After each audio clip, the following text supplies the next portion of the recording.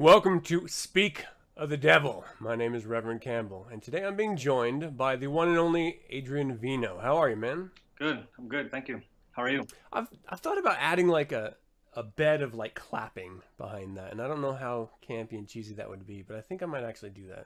You should. Here, I'm gonna add this in afterwards. Just add a delay and an echo to that. You'll be fine. Yeah. For everyone joining us, you can join us live in the chat room and ask your own questions during the course of this interview. But this is the very first time I've ever talked to Adrian face-to-face, and so I've got a lot of questions. There's this dick pic he sent me. I wanted to get to the bottom of, that. Elizabeth, great to see you again. Thank you so much for all your support and everything. And Matthew, it is nice to see you, my man. All right, Adrian, as everyone comes in, I'm going to be, reaching out and referencing them in the chat room. So if I look away from you, that's what I'm looking at. I see you, by the way. It's really nice to see you too. It's funny because I see you in the chat so much, and then you release these albums, and I'm really excited that you're willing to sort of break that barrier of just being, not just being in the chat, but also coming on and showing your pert face for the good folks watching at home. Let's do a little background before we get into this, and let me preface this quickly by saying I really wanted to talk to him, to Adrian, you, about your band Blackfire League and the new album In the Throes of Elegance. I listened to this and it's genuinely good. It reminds me of a mix between like some of 9 Inch Nails' softer stuff and a mix between that and like Glenn Danzig's Black Aria. I mean, just quality music. I really dig that kind of stuff, and that's really, whenever I need a go-to for ritual tunage, that's the kind of music I always lean to. So I may have to use you in a ritual sometime. Thank you, man. But great compliments. It's good stuff. I mean, genuinely, we're going to get to that in a second, but first, let's speak of the devil together. Let's learn a little bit about you in the process. Where do you come from? What do you do for a living? Who are you? I tattoo in Bakersfield, California, a place called Mad Dog Tattoo. I've been there 13 years, almost 13 years now professionally, and Wow. I was born in Bronzeville, Texas. Wow. And I came out this way. The last time I came out this way, I was 16. I hitchhiked this way. Really? Yeah, it's about 2,000 miles roughly. And there's no cell phones, no nothing, so it's balls to the wall out there. It's like Pee-wee's Big Adventure. And I came out here, made some good acquaintances that I almost called friends, and I've been stuck here for the most part. I've gone to LA and to Berkeley and a couple other places, and I've come back to this pit. So why do you come back to the pit? What draws you back in? I don't know, man. I think maybe it's the familiarity. Maybe I want things to go back to the way they were. I don't want to get too psychological and start crying and shit on you, but it could be some Freudian thing where I feel like I want cell phones to disappear, and I want things to function without cell phones in hand all the time and things like that, maybe. And is that a lifestyle that is apparent there with other people, or just when you're there? You mean the whole cell phone in hand thing, or? Yeah. Man, everywhere I go, I think I see somebody on their cell phones. I see dates and people are. Oh, I'm sorry. What was that? My bad. Yeah, you're on your phone right now. I was just doing a selfie really quick. I don't. Well, I can't. I can't see you, so I just see like an icon of your face here. Oh, really? Yeah. That's too bad, because I do actually have like this. This should be set up. So you know what? While we're chatting, on here. I'm going to be messing with that as we're talking, because I may be able to fix that for you. Yeah, I can fix that for you. That was actually my bad. You should be good now. Do you see me now? Can you see me now? No, just All right, well, I may not be able to fix that. That's fucked up. I wish we would have mentioned that before, so we could address that. Okay, well, that doesn't matter, and we may, while the I'm going to preview a track off of your album, In the Throes of Elegance. So I'll probably mess with that during, while we're listening to that. Frank says, "What's up, Vino? Thanks for joining us in the chat room, Frank." Well, let me ask you this really quick. Tattooing, is that something that you were drawn to as a wayward youth? Or, I mean, is it something that you just see as an art form? Like, how did you come into that? Tattooing was knocking at my door since I was maybe 15, 16, and I was quite turned off by it. I didn't want a tattoo. I wanted nothing to do with it.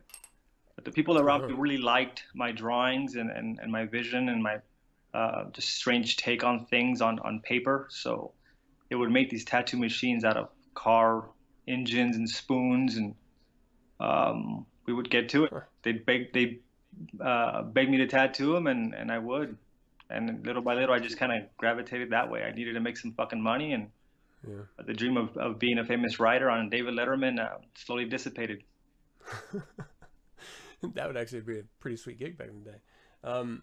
Well, let me ask you about it. Do you consider yourself an artist? And then that's why they asked you, because, they saw some of your work, or was it you just the brave one to pick it up and actually put it to skin? All right, well, this is where I kick it into pretentious overdrive, I guess. I don't really believe in art or me being an artist. I like to do things. They come out well if I try them over and over again, and I really like making my client happy. Whether it's taking a shit or cooking breakfast or tattooing somebody, I feel like I'm creating something. So if somebody else sees it the same way I do and we high-five each other, then I feel like my ego's boosted and I feel like an artist that way. If people don't like it, then it's shit. And in the first case, literally it's shit, because you were taking it. Right. All right, that's interesting. But behind that, I like the motivation therein, where it's not, well, I've never been a really great artist, so I'm just not even going to try. Or I've never really been good at writing, so I'm just not going to try. No, well, if it's something that you want to try to do, and if it's something you want to do well, then you're going to have to work at it, and you're going to have to, just through repetition, through exposure, exposing yourself to others in that industry, whatever it may be, challenging yourself to do something better every time you do it. That's really at the core of what makes a healthy and productive ego, and further from that, human being in society. It helps to see like Basquiat's painting too, because when you see that, you're like, I can do anything on a canvas and people are gonna think it's great. If you see like Van Gogh's Starry Night and you can't do something, then I don't know, you're fucking blind. Yeah. I think the biggest problem with people is that they don't try. It's this lack of self-confidence. And I can understand if you haven't done something successfully, you're not going to be confident in that endeavor, but you still have to have the intestinal fortitude to at least try. It's this fear of failure that I think is driven into most of our society. And I don't know if it stems from some ancestral DNA need to survive, so you don't want to try to break a norm, or where it comes from. Maybe you had an abusive parents or something. But I do really appreciate when people are comfortable enough that they are willing to fail in order to learn something more about themselves or about a form of art or industry. Jacob, thank you so much for joining us in chat, man. Yeah, I'm for the succeeding, really. I mean, I'm used to fucking failing, so now it's like you can only look up, Yeah. Well, Frank actually asked a pretty good question. This is a call back to your dream of writing for Letterman. Where does inspiration come from in regards to your short stories? So you actually, I guess this is a good segue to break into your website. You actually have a website where, is that your original writing and then pulling up famous quotes? Most of it is mine. I take it as a chance to write short stories and poems, and at times I take quotes from somebody else and showcase it, or a video that I saw somewhere that moves me that I think might benefit somebody else. Right. For the most part, it's just it's a way to stroke it, I guess, myself, Mm-hmm.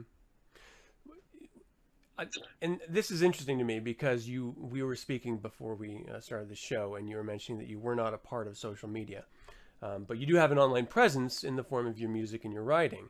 So if it's a form of stroking your ego, is it all just for yourself, or is it so that others will recognize what you see is of value within yourself? I think it's both. I think that I say, and I'm frank when I say it, that I do it because I want to set even a kind of brand, even if it's just my own humble take on an elitist asshole brand. If you don't get it, then you're dumb or you're stupid. Fuck you. But underneath it all, I think we all want somebody to say, "Hey, man, I get your stuff. It's fucking brilliant." Yeah. You know. So I think it's a little bit of both. Nice. And the inspiration for the short stories, as far as content goes, is this derived from life experience? Is this fantasy? Where does that come from? It's all of it. That's another thing why I like the site that I have is that I'm challenged to write something new. When I sit at the typewriter or the laptop, whatever I choose to write on, I don't know I don't know what's going to come out. So little by little, I start choking, and then eventually start puking, and eventually just lands on the page. So it's interesting for me to keep me continually writing because it fleshes out to be a different beast every time. Right. Yeah. And I get inspired by some of the shows that I'm watching, or by a book that I'm reading, or a person I meet on the street, or whatever. Right. Nice. Well, let's speak of the devil here, specifically to Satanism. Where did you first discover Satanism? Is it something that you connected with immediately, or is it something you grew into? Well,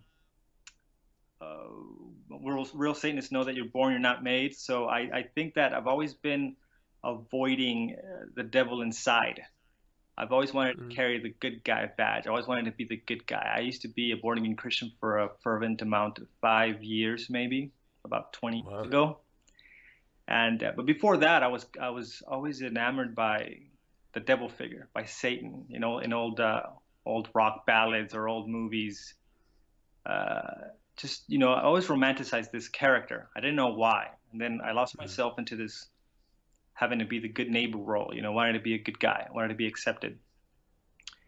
And about 2 years ago, I really studied the Bible from beginning to end because I kept saying to people, I'm no longer a Christian, but I'm a believer. And it felt very mechanical, very cold and sterile. And I thought, well, why am I still saying that? I don't feel anything when I say it. So I decided to go back and study the Bible and find out if I still believed what I was saying I believed. And Isaac Asimov comes to mind. Nothing turns an atheist more like reading the Bible thoroughly. I'm paraphrasing, and it's true. I came out of that and I'm like, this is fucking ridiculous. I don't know how I went so long thinking this shit could be true. This shit could be real. And I call myself an atheist, and that was good and all, but I ran into all my books again, boxes of books, and there was a Satanic Bible hiding in my closet, and I've been carrying it from place to place, the same copy, for over 10 years.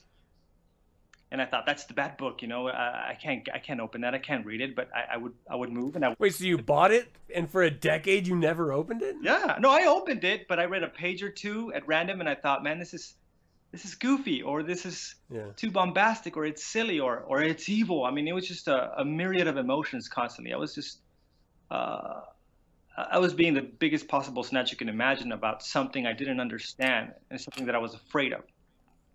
But about a year and a half ago, something like that, I sat down with my bandmate now, Delaney Schneider, who's the keyboard player in the Black Fire League, and we read it together.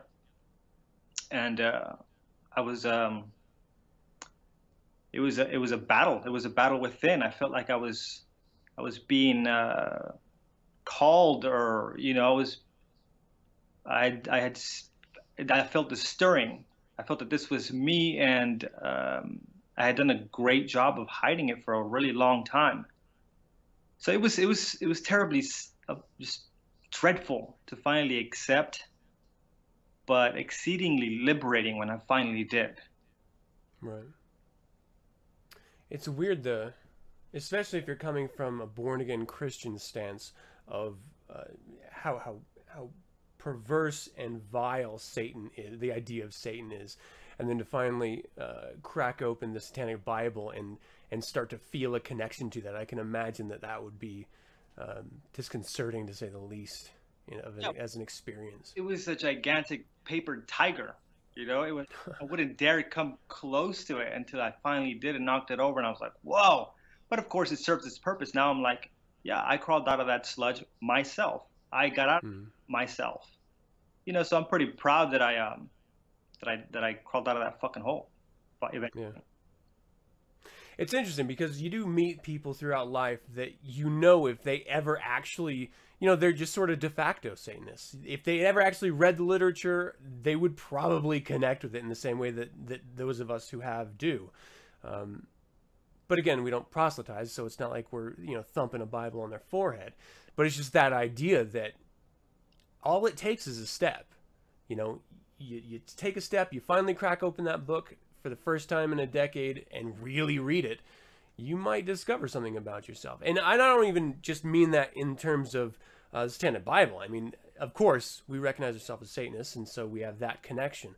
But with any volume, any educational tome, you know, science or philosophy or whatever it is, you're going to learn something about yourself. And what I like to do, and let me know if you're the same way, I like to challenge my perceived views, you know, the way that I see the world. If I can challenge that and somehow test whether or not my thoughts are valid against opposition, then that gives me the opportunity to either grow within those ideas or change my fucking mind and realize, whoa, I was really fucking foolish. Do you challenge yourself that way?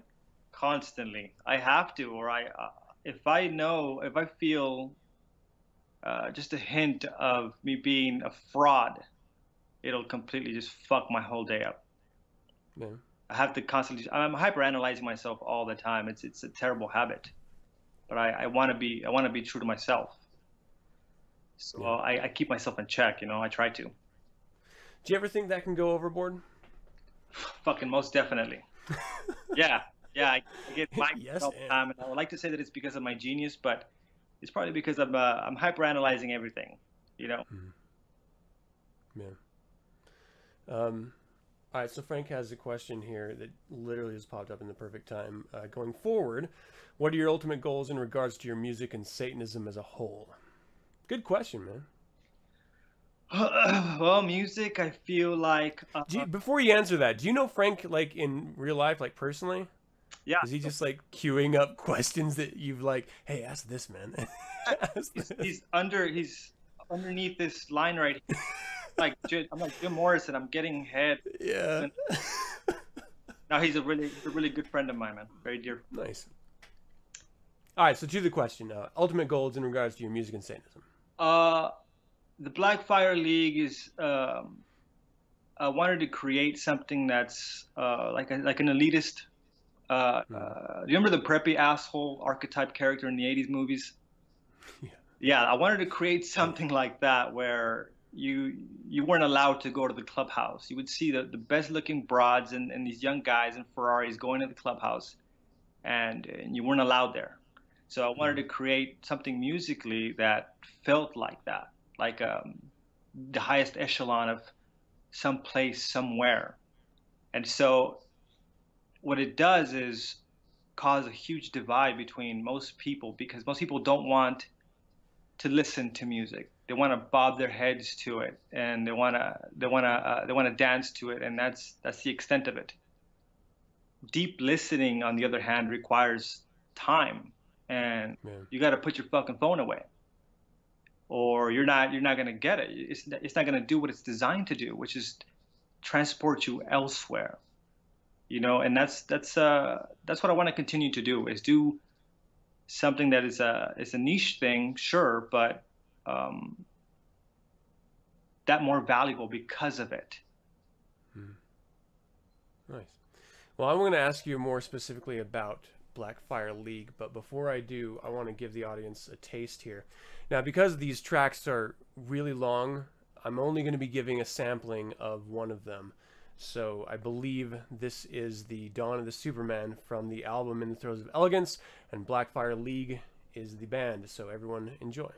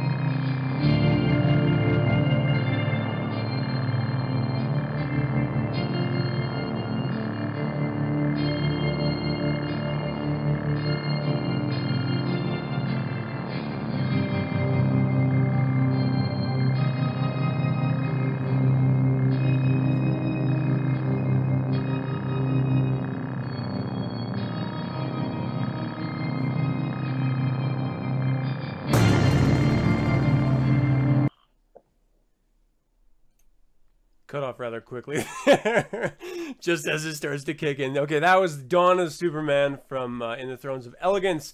I'm sorry, In the Throes of Elegance from Blackfire League. I'm speaking with Adrian Vino. All right, man, where's the name? Where does this come from, Blackfire League? Well, it comes from the Black Flame within the Church of Satan. And I wanted to create, like I said earlier, an elite asshole club. But I wanted it to have a satanic feel. Not overtly, although some people would argue that it is. To me, it's a little subtle, and those who know. So I kind of like the ring it has to it. Nice. It's not like superheroes, who turn villains or something, super villains. Yeah. Yeah, I dig that. The concept of this album, where did it come from? Is this the type of music that you're going to be composing for all of the Blackfire League releases, or is it just for this specific album? All of Blackfire League is going to sound this way. This is where I get to play Mozart. This is where I get to pretend like I know how to make a grandiose music. When I became an atheist and I buried this marionette I used to call God, I became enraptured with nature. I fell in love with the world around me for the first time, and it was overwhelming. And when I decided to identify as a Satanist, I thought it was time to pay obeisance, maybe, like for lack of a better word, to everything around me, the oceans, the trees, the mountains. I was just, I had a hard on, man, for everything around me, and this is what this album's about. It's about writing something powerful and uniquely visceral from within my depths to give thanks to a place where I'm going to be here for a short time. Interesting. And does your partner, I'm sorry, I'm looking for her name. Delaney. Delaney. Yeah, Delaney. Thank you. Does she help you write these? Do you guys collaborate in that aspect? What's the give and take there? We write in time. So we show up in the practice room and I'll play a note or she'll play a note, and we let the muse just kind of guide the next note and the third note. And that's the way we write. So sometimes it takes weeks just to write one song, because Wow. it feels like it has to move and grow. And if it doesn't, then we start at the beginning. And these fucking songs are not short, as you know. So No. they take a long time. They take a long time to write. And we don't really write on paper. We just kind of we write it as we go. But we want to do it in a way where we practice it and we can play it exactly the same way. So it's not like we're just jamming and it sounds brilliant. Thanks, guys. But, you guys can't do that again.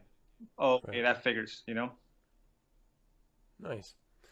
Well, do you have any plans for future releases yet, or are you still in the promotion process of this album, In the Throes of Elegance? We posted it up on a website hoping people like it. I have no illusions about making any money.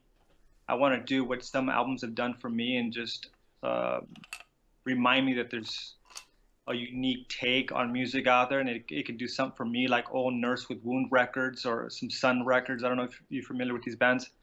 No. But they require deep listening, and they're really moving, and they're just beautiful. They're beautiful albums that these bands produce. So aside from those, who are some of your influences?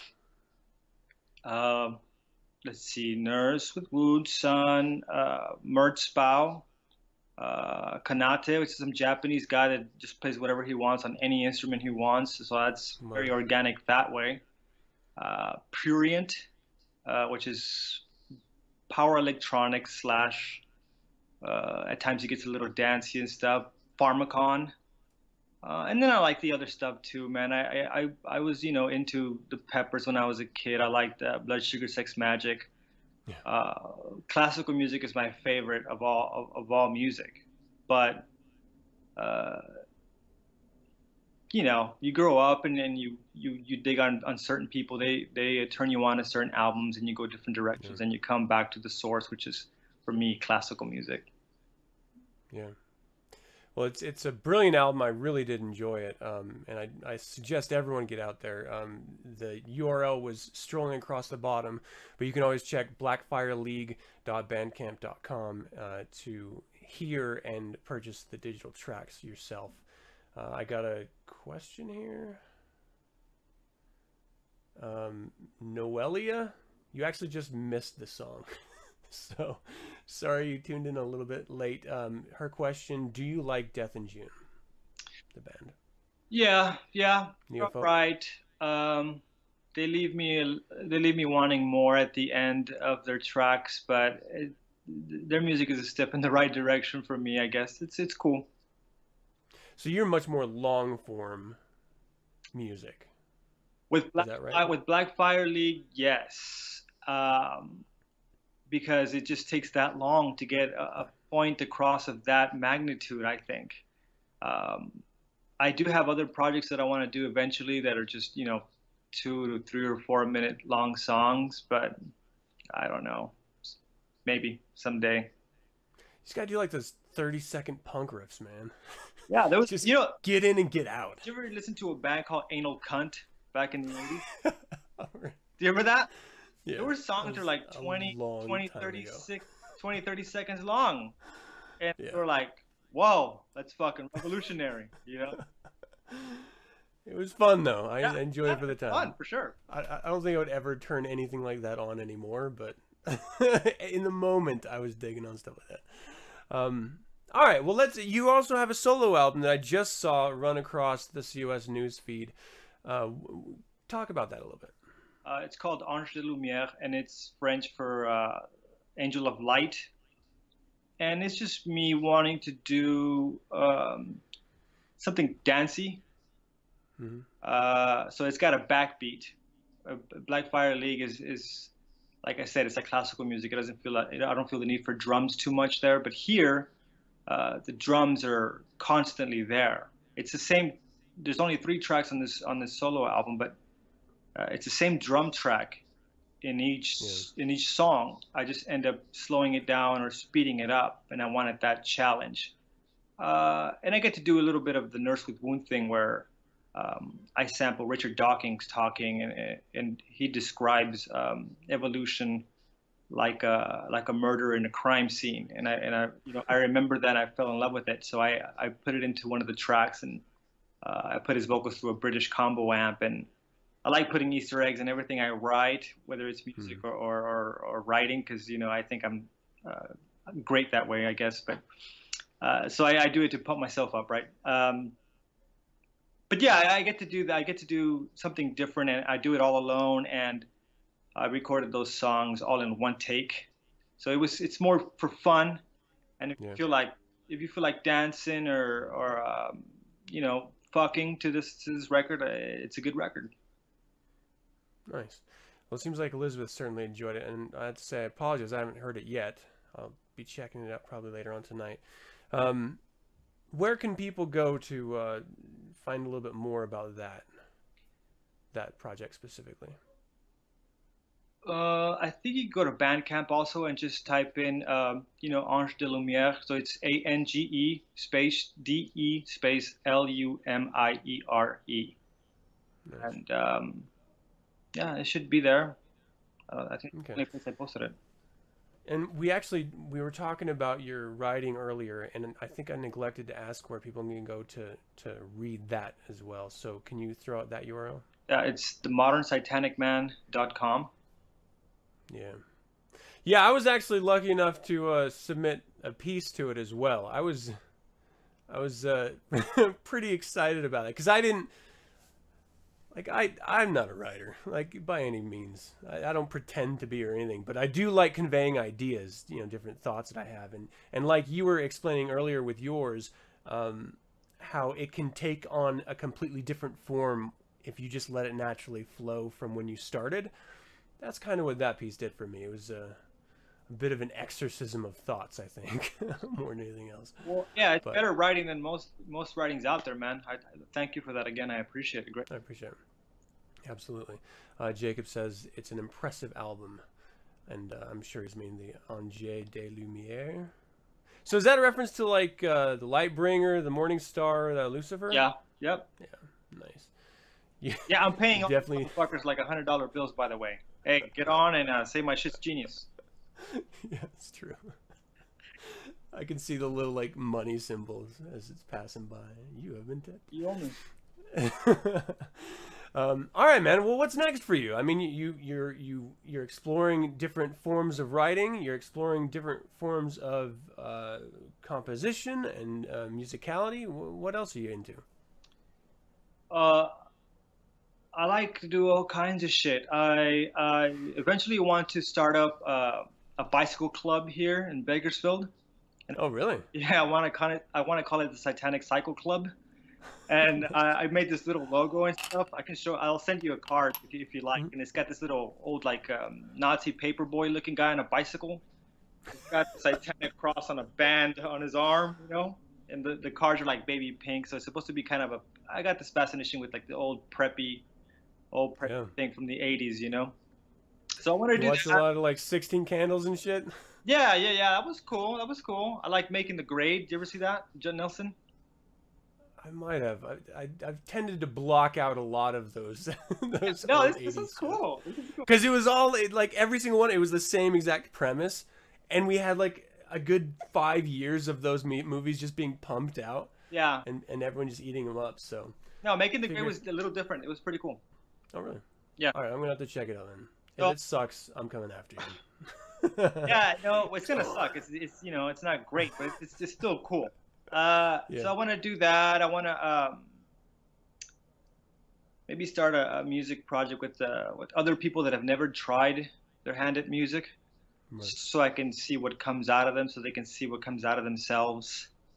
I really like that idea. I mean, that's sort of like a revolving theme throughout everything that you're doing and everything we've spoken to so far is that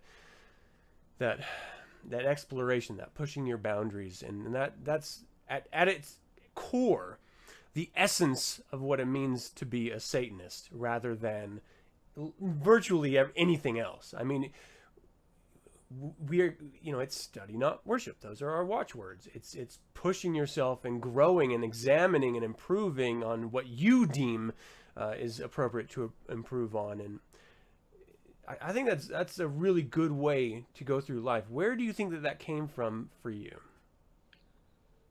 That's a good question. I don't know my parents. I don't think either of them are. My dad used to draw, I think, but that's about it. And my mom didn't do anything creative except like probably switch positions in bed, maybe. Besides that, I don't think that she did anything worth a damn. I don't know, man. It must have dropped me on my head, maybe. I don't know.